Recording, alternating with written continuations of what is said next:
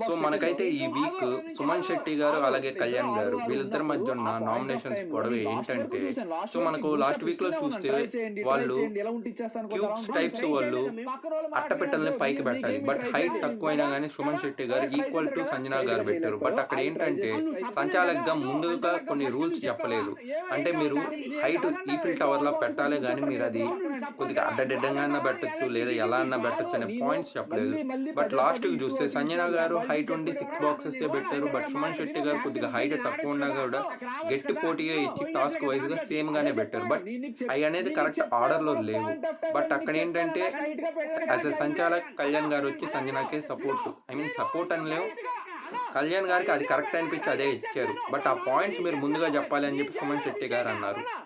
But ఈ పాయింట్స్‌లో చూస్తే ఎవరికి వాలిడ్‌గా ఉంది, ఎవరు కరెక్ట్ అని చెప్పి మీరు అనుకుంటున్నారు? ఇయన్నీ వాలిడ్ పాయింట్స్ అంటున్నారా నామినేషన్ పాయింట్స్‌లో? కామెంట్స్‌లో